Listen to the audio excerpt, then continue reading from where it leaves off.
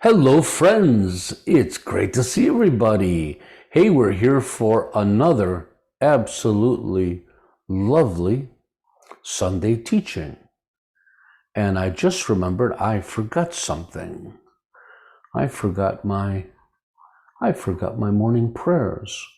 Give me 1 second. I have them right here somewhere. Where are they? Ah, here they are.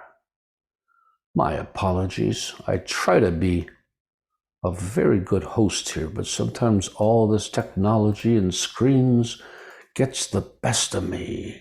So before we start today's class, so we're here for our regular Sunday class. We're in between programs. So when that occurs, we just have some nice laid back classes on some various topics.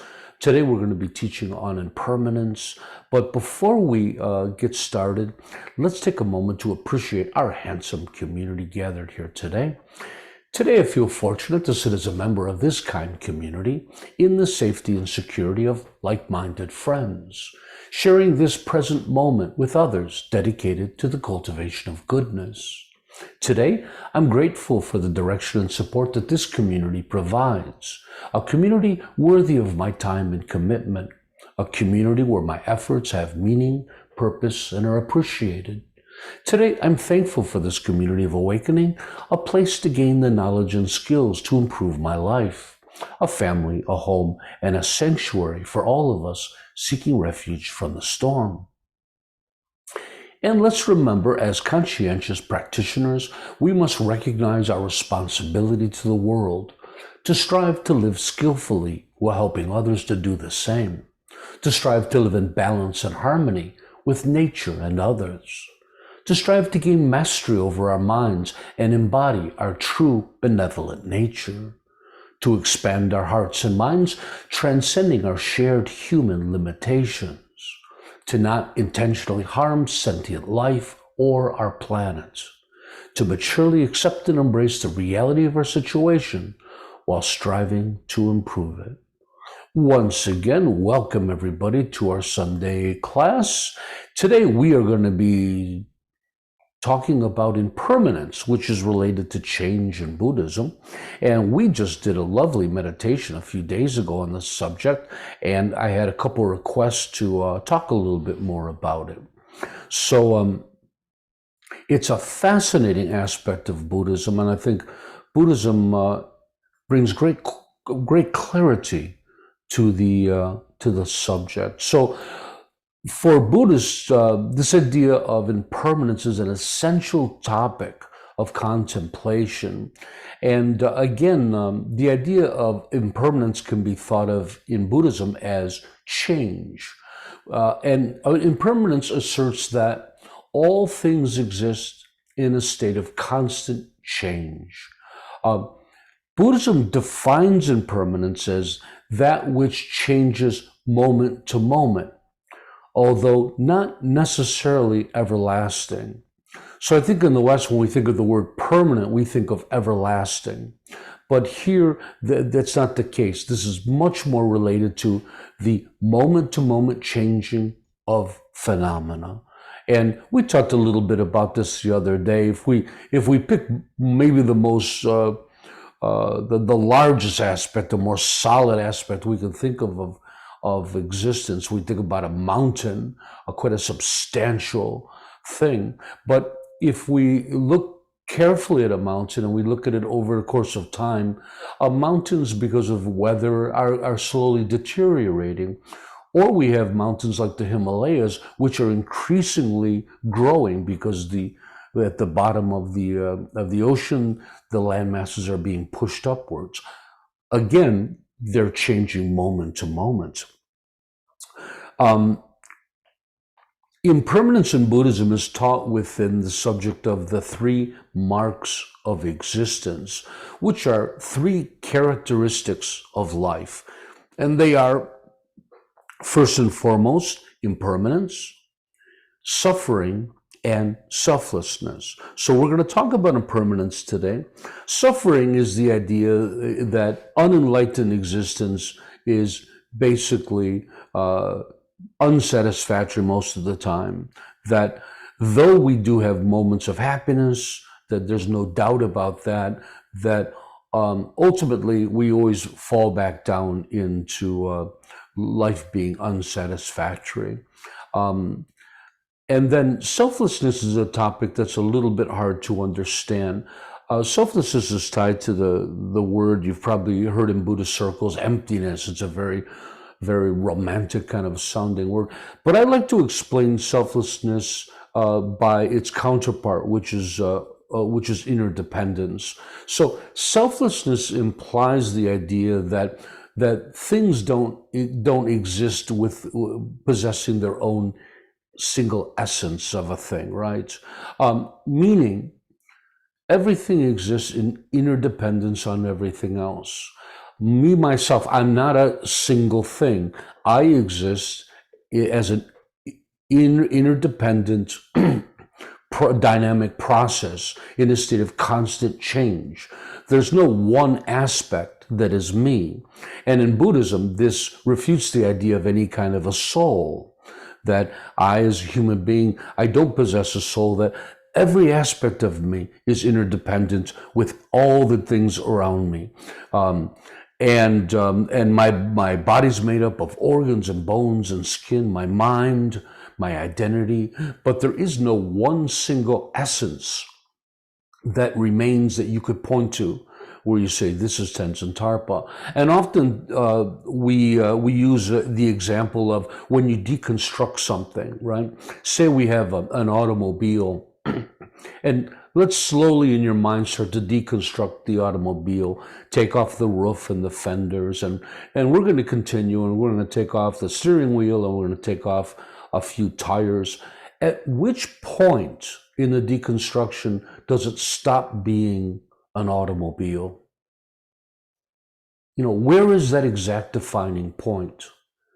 If you remove two of the wheels, is it still a car? If you remove the engine, you know, at exactly what point? And you'll find that there is no single point. There is no single essence that if you remove that, it would stop being an automobile. And so this is the idea of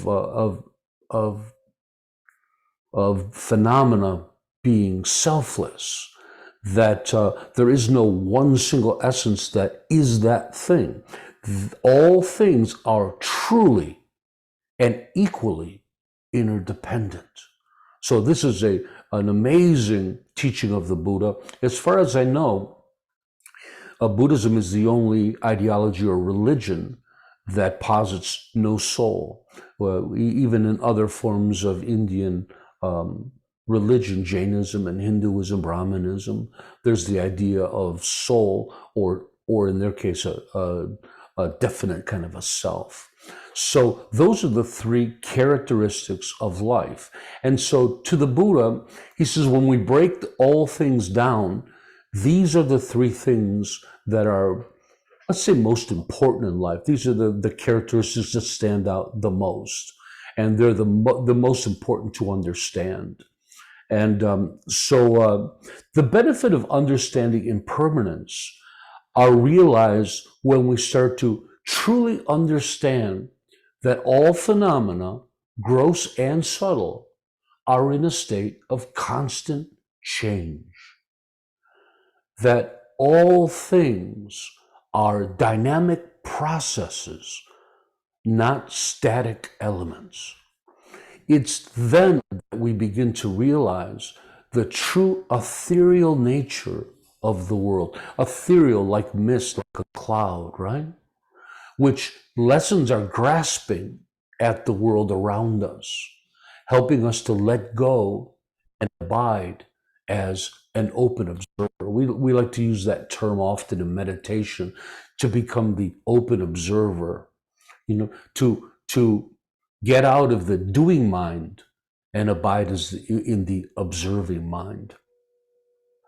And so when we talk about the true ethereal nature of the world, we're not saying that things don't exist.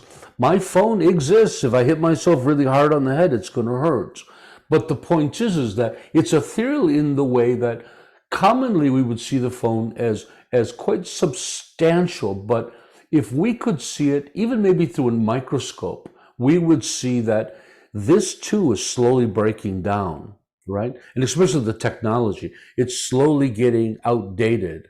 And I'm going to need to buy the latest and coolest gadget with the newest software. So the point is as solid as it looks, in each and every moment, this is changing, right? So that's what we mean by ethereal. We don't mean that it's missed or that it doesn't exist. We just mean that things exist differently than we assume. Things are changing more faster than we assume that they are, right? Things are not as solid and substantial as we think they are, especially ourselves. Look at us, look at our bodies.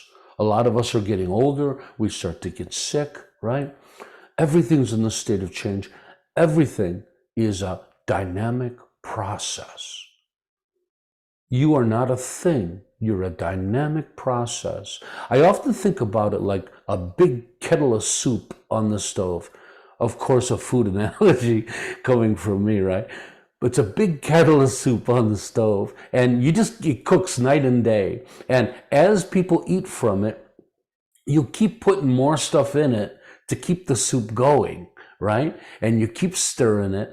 And, it's always soup, but it's never the same soup, right? It's not, some days you might have more of this ingredient, other days you might have more of that ingredient. And the soup is based on causes and conditions and ingredients. The soup is always changing. It is completely interdependent with all these things. The soup needs the fire, the soup needs the ingredients, all the others, right?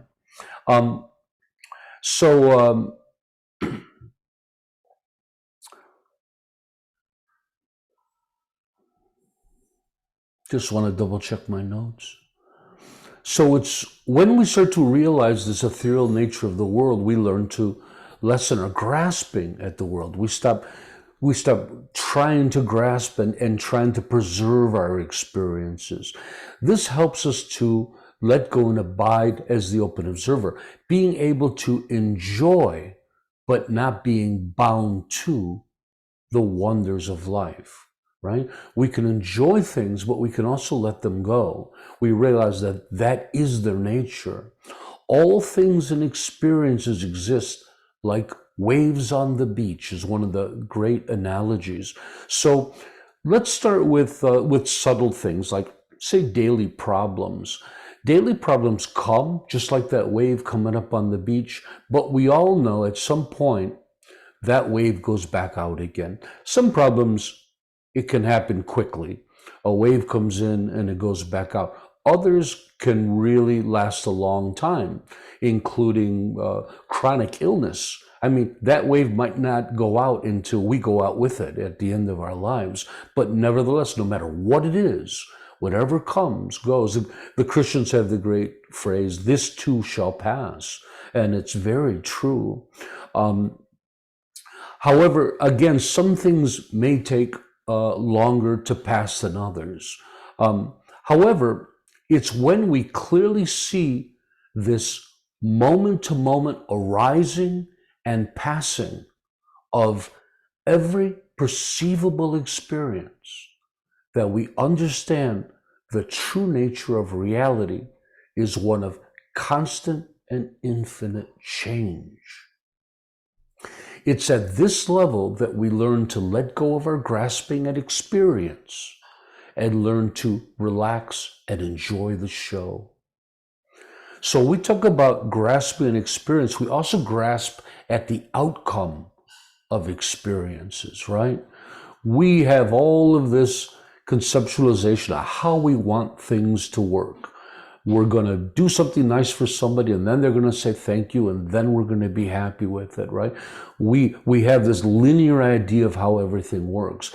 Oftentimes that creates trouble for us because we don't get the response we want. They didn't say thank you, and you're angry. So this is what we talk about, this grasping. We grasp at the world, we grasp at our life and our existence in every aspect of it. We grasp on to what we like. We push away from what we dislike. But there's always this tug of war going on with us between ourselves and reality.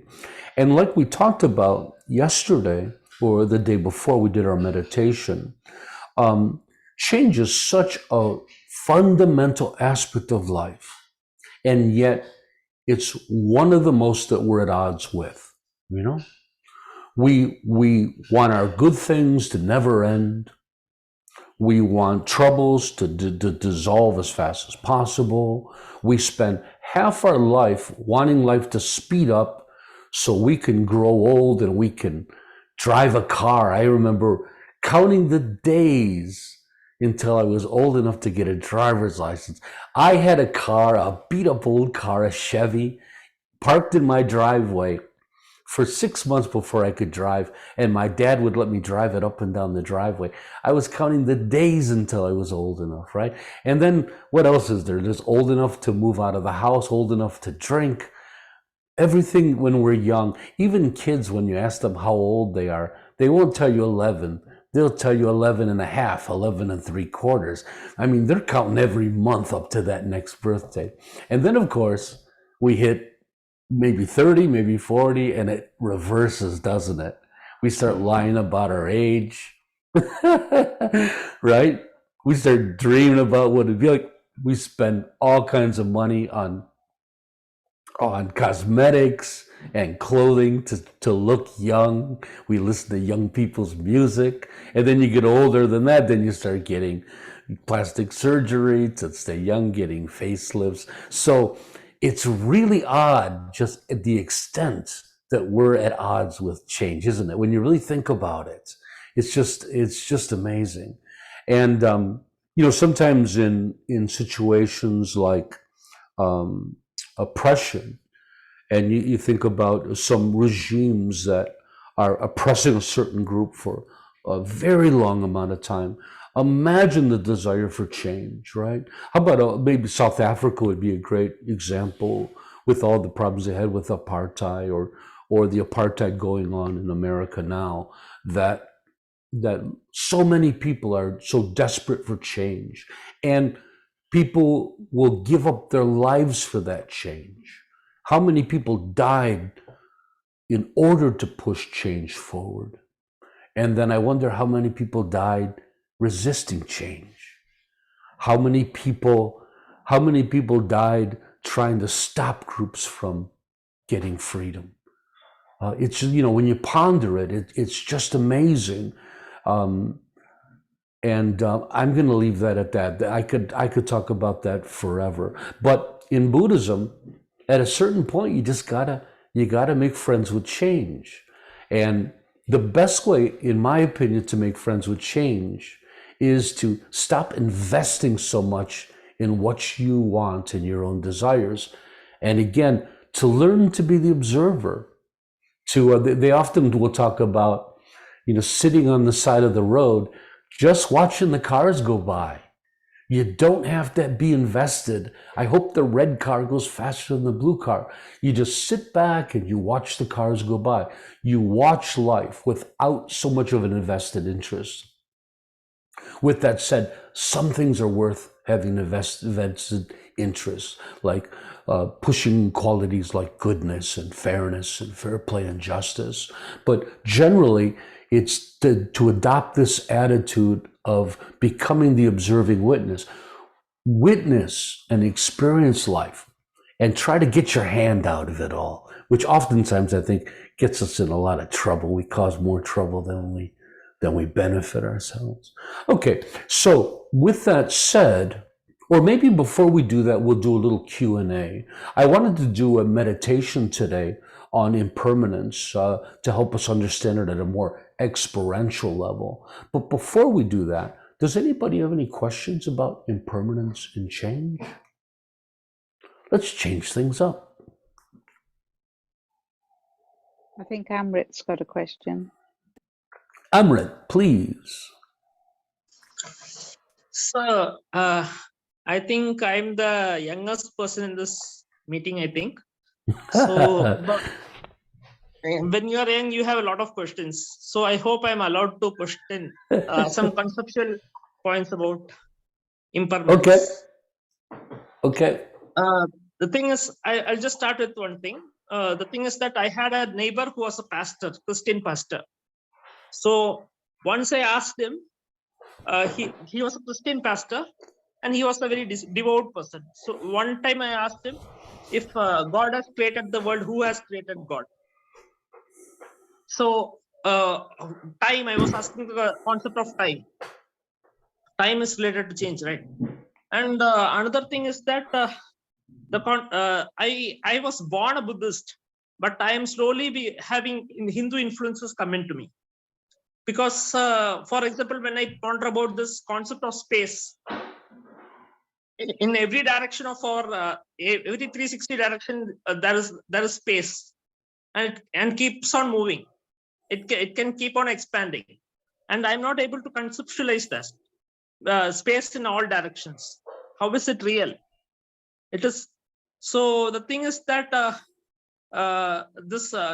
what you said about everything changing is related to this dissipative structures in science and autopoiesis, according to the Santiago theory of cognition. So the thing is that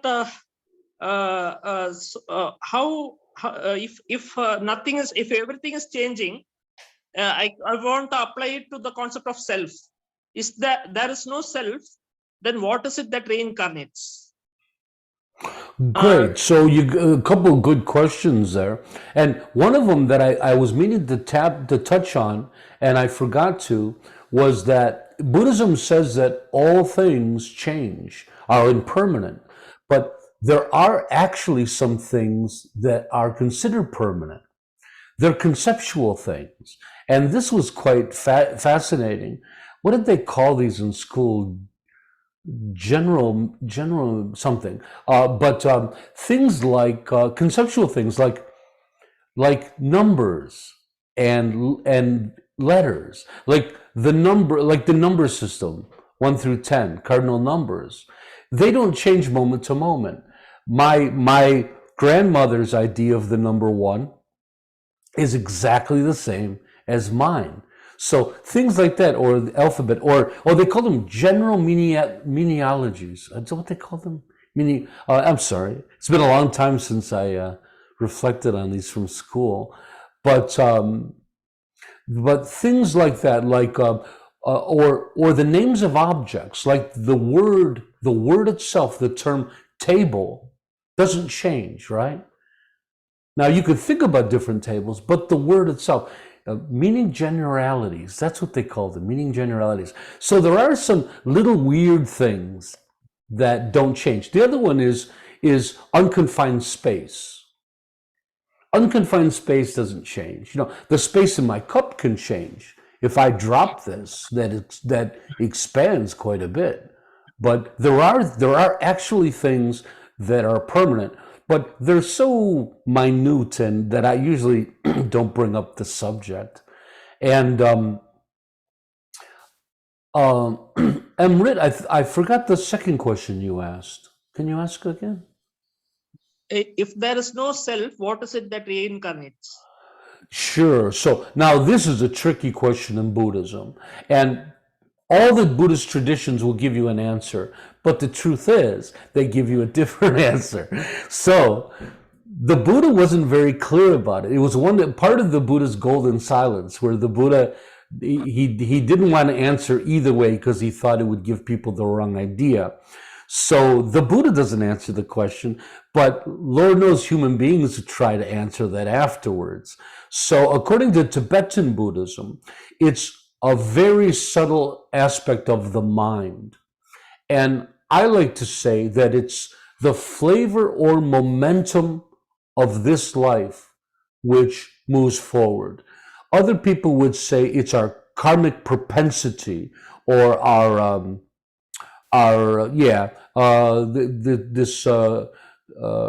what's the other term they have for this? It'll come to me in a second. It's this. It's our karma itself that moves forward. It's the feeling, the expressions from all the experiences we have that moves forward, but not the individual. Your identity. My identity is Tenzin Tarpa.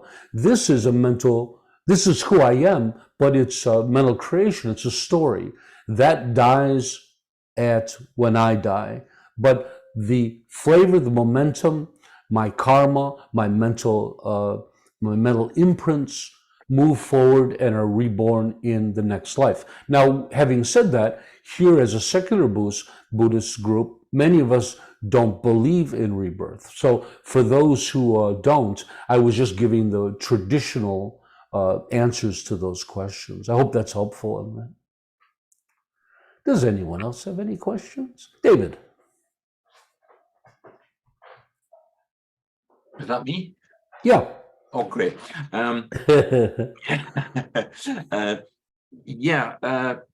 Just querying the notion that some things don't change. I don't get that.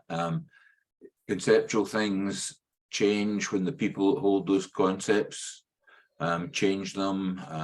When we're all dead and the planet's blown up, there won't be any tables. There won't be any concept of tables. So I don't see that some things are. Again, what's important is you're misunderstanding the interpretation of impermanence. It doesn't mean everlasting. It means changing moment to moment. So so some permanent things can have an end. There's no doubt about that. Even numbers as they migrate into different languages, right? As language changes. But I guess the general idea is moment to moment, they're not changing. My idea of, or your idea of the number 5 isn't changing in any way moment to moment. It's there. You have the same number 5 as me, as most people, right?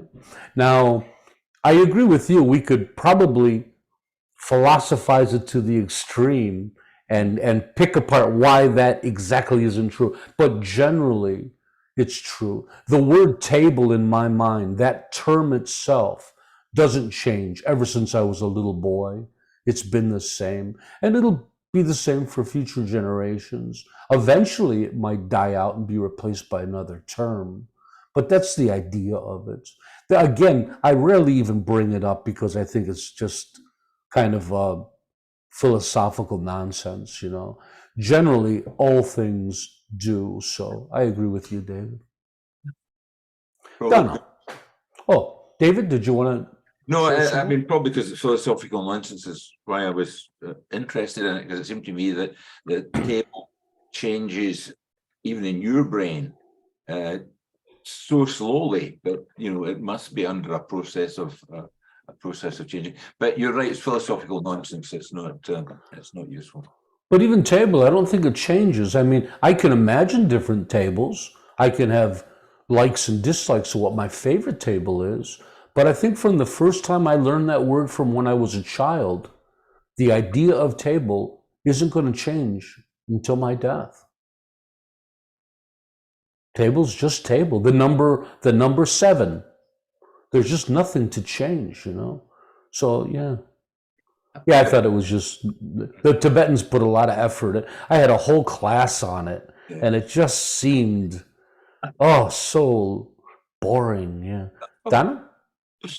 I'm going to add to the philosophical nature of this, because non-conceptually, everybody knows what a smile is, right? It does change, it does disappear, but we have this thing. Does that make a smile a concept?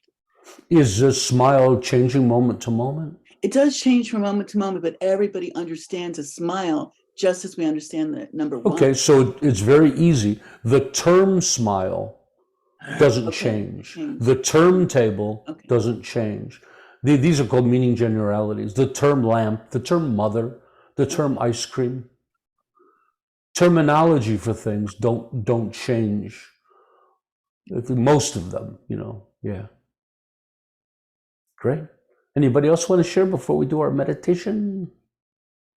Ron has something in the chat. Oh, everything is simple particles, waves, rearranging them. That's right. And particles, waves, that just gives us our perception. Just continue on after our bodies are gone. Well said. That's a very nice idea of that. That's similar to what I think about with rebirth. Thank you. And Ian had his hand up. Ian, my friend, you're a good tech support, Catherine. Yeah, I was going to ask about when it becomes justifiable to object, not necessarily to change, but the direction in which change is taking place. For example, where I live currently in Vietnam, the government is destroying the forest. I don't mean chopping down for lumber, I mean setting it on fire to clear it, which for me seems like wanton destruction, and I just can't justify it. Oh, well said, and you're exactly right. This doesn't stop us from acting. So we have a practice in our skillful living text called the 4 Steps of Acceptance. And this is a method for doing exactly that. And the basic idea is that the first thing we do is we accept what's happening as reality, and then we understand what's happening, and then we can choose to do something about it. So becoming the observing witness never prohibits us from acting. It's just, it allows us to take in things in an objective way, so we really understand what's happening, and then understand, and then assessing it, and eventually, if we feel we need to, we act upon it. Again, a product of discernment, right? We discern at every moment what needs to be acted upon and what doesn't. I think Buddhism would say generally we act too much. We don't observe enough and just let life kind of play out. And what I mean is just little things in life that we really don't need a hand in. We can really let go. But then you're exactly right. There's some real injustices of the world that we have to be involved in. Thank you, Ian. Okay, are you guys ready for a little bit of meditation? Some excellent questions, by the way. Ian, did I answer your question? You look a little perplexed up there. No, you answered it perfectly. Thank you. Oh, I agree. I thought I did great. And Brian's here. Good to see you, Brian. Thank you for joining us. Anyways, I thought to understand impermanence a little bit more, it would be fun to take this into meditation. So, excuse me. In this meditation, we're going to meditate on the impermanence of sensation in our bodies. We'll be using our body scanning technique to slowly scan the body while being aware of any sensations we run across. This can be an itch, an ache, a discomfort. It can also be a pleasant feeling of bliss or joy, a feeling of warmth or cold in the body, any kind of sensation. When you find a sensation, you stop and examine it and ask some questions. How does it feel? You know, any questions you'd like, but where exactly do you feel it? If it's an ache in the knee, where exactly in the knee are you feeling it? What is the quality of the sensation? Does it change? Questions like this. Then you take a few minutes and watch it, focusing and examining the sensation without judgment, right? We're using some discernment. Those questions are discerning questions, but not judgment. We're not really getting into like and dislike. And then we stay with it until it passes. And notice how most everything that arises eventually passes. Now in Buddhism, they would say everything that arises passes. But there are things that aren't going to pass maybe until you do. Like if you're a person who suffers from chronic illness, or say you have a terrible bad back, and no matter what you do in meditation, it's there. And, you know, there might be a chance that you're going to have that your whole life. So I think we need to be a little bit more precise when we talk about that. But the point is, most everything that arises will eventually pass. And this includes our experiences, feelings, emotions, mental states, and all the things around us. It's through understanding ourselves that we awaken. So let's explore this topic within our meditation. Let's begin by muting our audio, taking our seats and getting comfortable. Your hands can be placed on your thighs. Your eyes can be closed or half open. begin to relax while breathing naturally through your nose. Since we just finished a meditation and we went through our meditation affirmation, I think I'm going to skip it for now.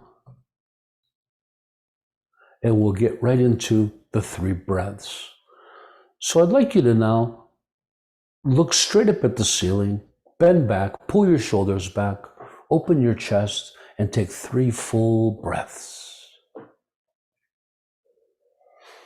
This opens our breathing pathways and posture while reducing our tendency to collapse forward during our meditation. And it feels so good. I take 4, I take 5. When you're finished, you can lower your gaze.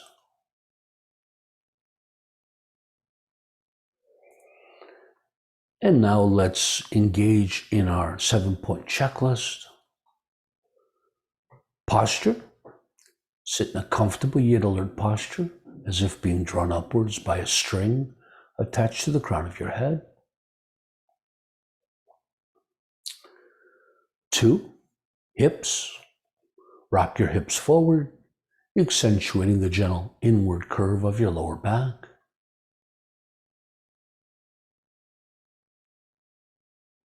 3, joy. Smile and appreciate this present moment and this opportunity we have to practice together. 4, acceptance. Sit as an open observer, as we were just talking about, without striving, without judgment, without concern. 5, equanimity. Use your breath to calm your mind, establishing an effortless contentment.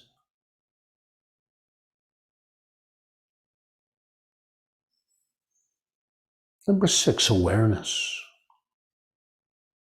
Become present while establishing a clear, alert, and bright mental state. And number 7, engage. Focus on the breath, switch on and let go.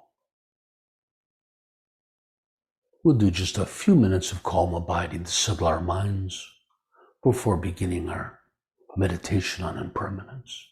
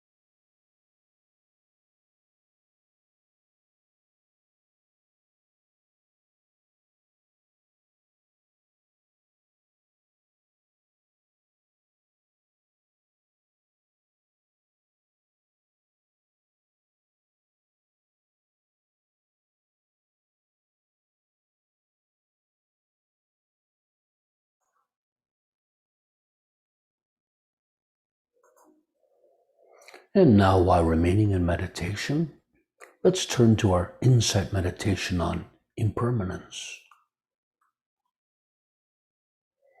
In this meditation, we'll be using our body scanning technique.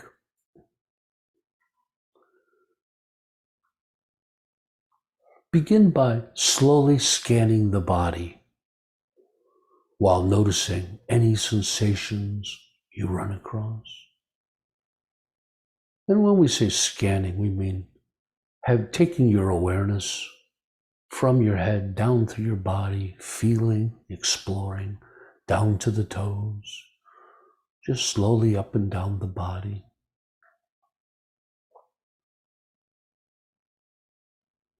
And of course, the sensation could be nearly anything. It can be a pleasant feeling somewhere. It can be an itch, an ache, a warmth, a coldness, stiffness.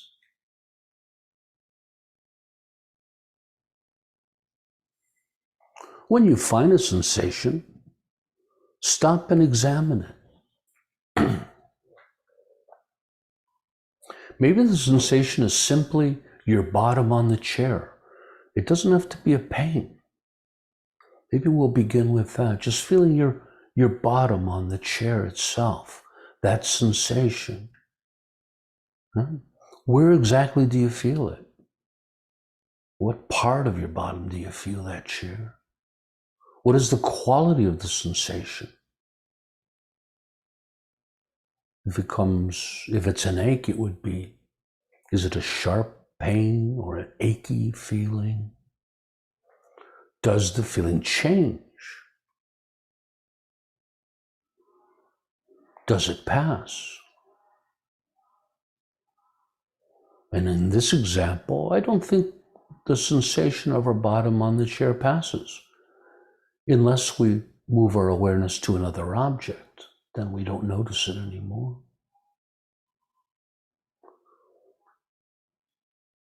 For whatever sensation you found in your examining, take a few minutes to watch it.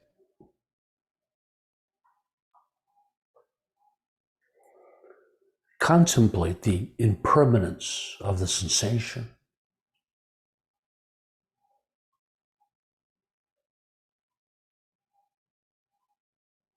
Understanding how most everything that arises eventually passes.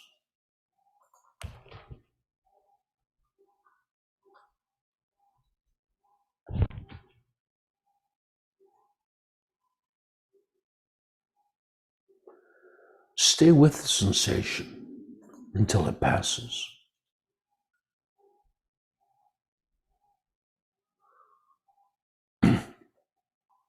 Then continue scanning for another sensation.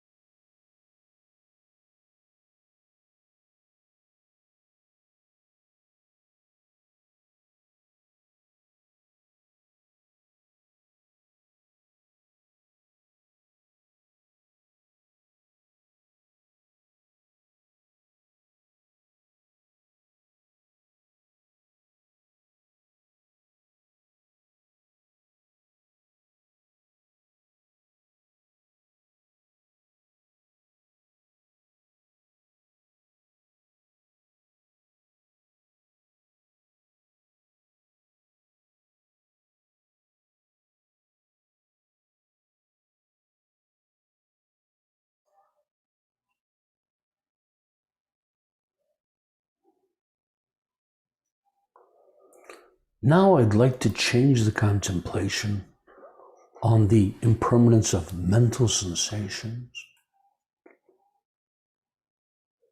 meaning watching the arising and passing of thoughts, emotions, desires, or anxiety maybe.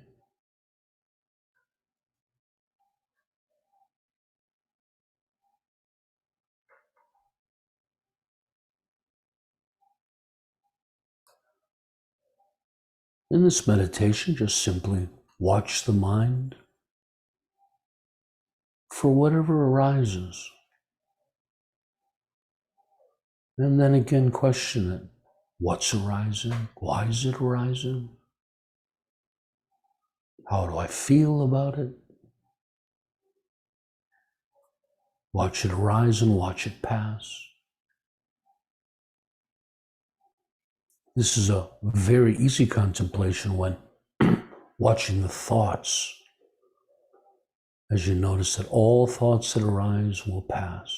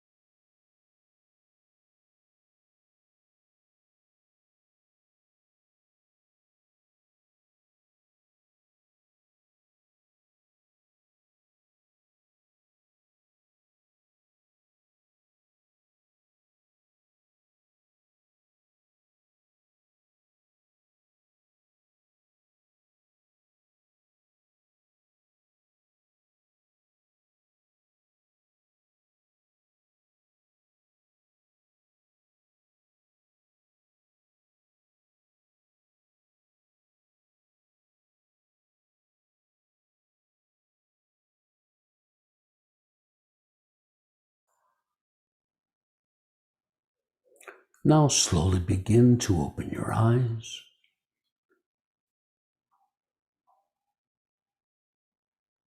Take a moment to observe how you feel. Even your meditation passed, it was impermanent.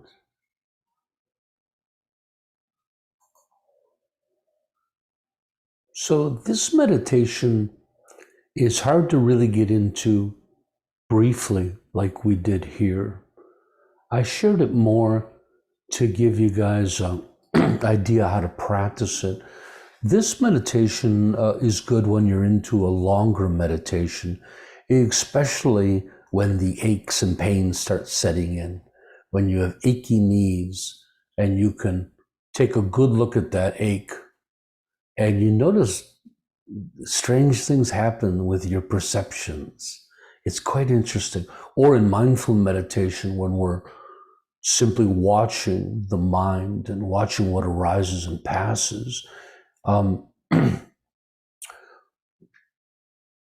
My favorite of all practices for working with impermanence is my yoga practice. And when I enter a pose, I engage, of course, to the point of a slight tension or discomfort. It's at this point that I bring my awareness to the sensation and watch the changing shape of the sensation. I find that it never remains the same. The sensation arises, passes, changes, moves. For me, yoga is a perfect place to practice impermanence on body awareness. And I think it's quite fascinating. So I wanted to share some concluding thoughts. So the whole idea of impermanence,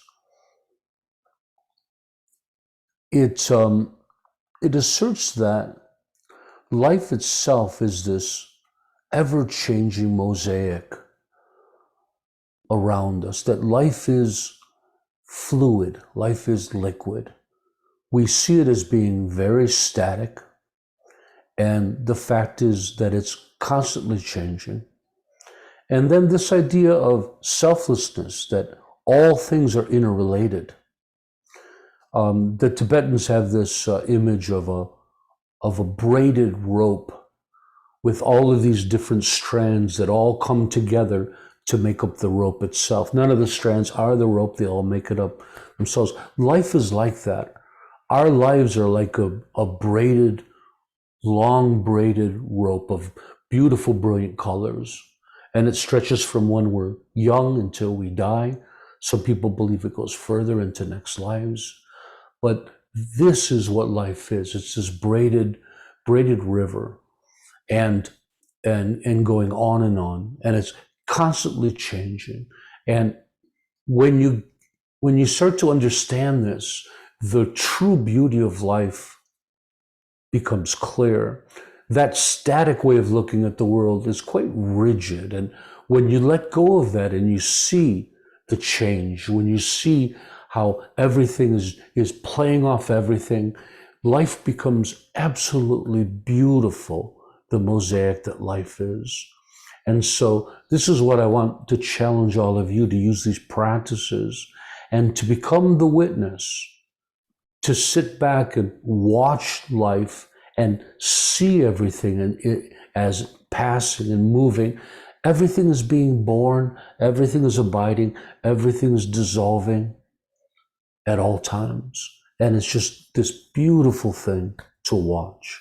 So to me, when we talk about impermanence, it's not kind of a sad thing. I think some people see impermanence as death, impermanence, everything will die.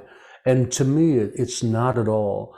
To me, impermanence just as much means birth as it does death. It's the cycle, and it's the interconnection of all of these things. And impermanence is, in another word, just life. It's just life itself. And it's an absolutely beautiful thing.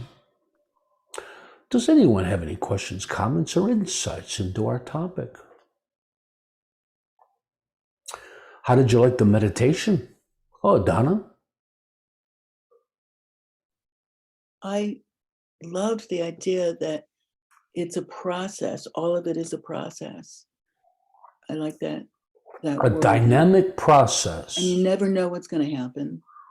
Oh, and it's exciting. It's exciting. Yes. But I grasp at that excitement, and it'll go away. It'll come back, but that excitement doesn't last either. With practice, though, you stop grasping and you can sit back and watch. It takes practice. It takes practice. Yeah, isn't it? It's so exciting, isn't it? Exciting. And it's also it's this braided rope of potentialities that anything can happen, And but that also can be scary if you don't have the right mindset. So most of us are in samsara because we're afraid of all of those things. When you learn how to let go and just observe, then you're freed from a lot of it. Yeah. new mindset. Thank you, Donna. Would anybody else like to share? So our worries are impermanent. What is permanent? Our worries are impermanent. What is Our something concerns are- impermanent? Worries. Apples are impermanent. You're impermanent. Your thoughts are impermanent. Your ideas, your views, your desires, your hopes, your fears, other people, technology, everything's impermanent. Yeah. Would anybody else like to share? Oh, I hope this class was insightful and fun. And it's a beautiful concept to really get your mind around. I've been contemplating impermanence for 30 years, and it just continues to open. I think in the later years, the whole idea of the beauty of it finally has come to me. I think at the beginning, I never thought that way. It was always about death. It was always about the dissolving of things.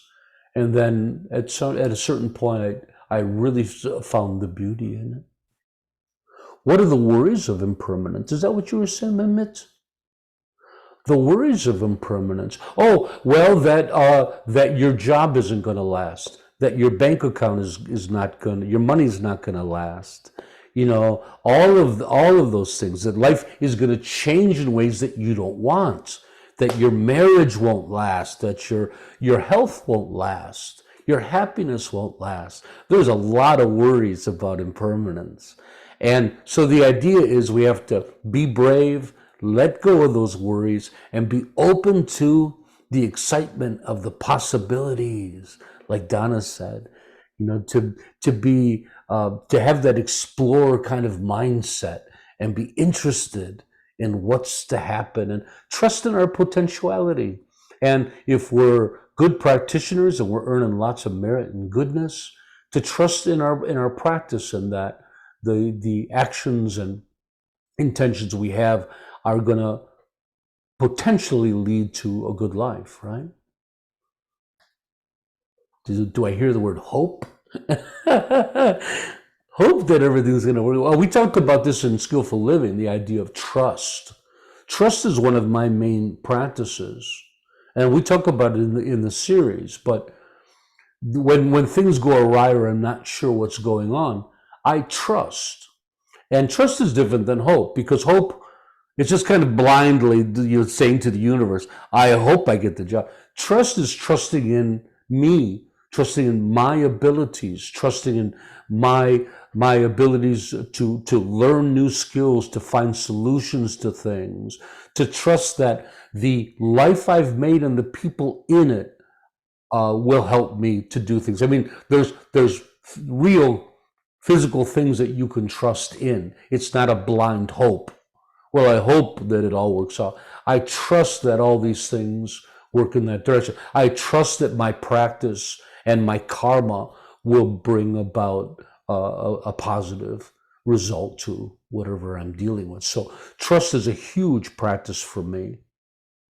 I trust that I'll do a class well, or I'll write a book well, and yeah. Catherine, I know you're sitting on a question. Oh, I was just thinking about the idea of life being like a book with different chapters. And then you every now and again, something happens completely out of the blue, and you just have to kind of say, plot twist, and just just sort of say, oh, wow, okay, I wasn't expecting that, and carry on. So I was thinking about that. And one of the things I've just picked up on really was about impermanence being changing from moment to moment. And I like your prayer about being a ethereal being, and I always imagine myself as a kind of amorphous a mosaic with lots of different colors and lots of different shapes, and bits are falling off, and I'm picking bits up, and another bit falls off. Picked up. So I was thinking about that really. You're too young to have bits falling off of you. I'm the same age as you. Oh, then you know. You know, it's funny. In the movies, we love those plot twists, right? But in real life, we don't want them to happen. We want to see what's coming. So maybe we have to learn to appreciate those plot twists and adapt, right? That's the greatest human quality we have is adaptation. So there's another thing to trust in. The trust in your ability to adapt to whatever comes along. There's a lot that trust can be a real, I hate to use the word concrete or physical, but a real thing. It's a trust is a secular idea. There's actual things to trust in. You know, your skills, your intelligence, your relationships with people. You get into trouble, well, you know a guy that knows how to do that. You know, there's real things to trust in. The life you've made, trust in the direction that it's bringing you. Tarpa, there's a little book. It's not very big, and it's called "Who Stole My Cheese?" And it's about dealing with impermanence. It's a lovely little book. Please post it on our social media. Yeah, will do. Yeah, I read something similar. Well, that's a terrible joke. Anyways, I have to curb my humor sometimes. Brian said that this is his first time coming, and he said it's the most remarkable class he's ever been to, and he's never seen a more handsome, thoughtful monk in his life. And I have to say, yeah, it's so true, Brian. I'm teasing. We're so glad that you came and joined us, Brian. And there you are, you handsome devil. We're so glad you came and joined us, and we got a nice group, and please become a part of us. We like to have you.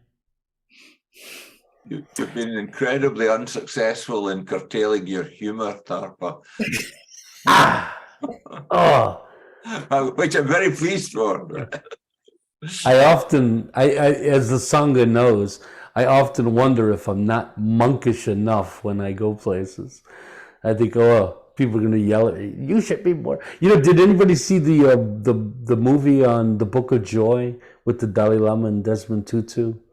We posted it on our social media, and it's so funny that throughout the movie, Desmond Tutu keeps pointing at the Dalai Lama and says, "Act like a holy man. You need to act like a holy man." And I feel so much like and I guess maybe that's it. The Dalai Lama has just rubbed off on me. Well, maybe that's just awakening, right? That when you get to that place where you're just full of such joy like that, it just bubbles out. So anyways, I thought that was so funny. Okay, hey, why don't we're just coming up on, we're over an hour, so let's wrap up our teaching today with our altruistic prayer. May all be healthy, may all be prosperous, may all be well, may all be present, free of past regret and future worry. May all abide in constant appreciation, which is a source of great joy and contentment. May all realize their true nature and the true nature of reality, which is awakening. So lastly, I have to say, tomorrow's the big day. Tomorrow's our big change day. So all our meditations are at different times. It's up to you to figure it out. I did my homework. I figured out how to do the schedule. Each one of you, please don't post on our Sangha, "Tarpa, what time is meditation in Hawaii?"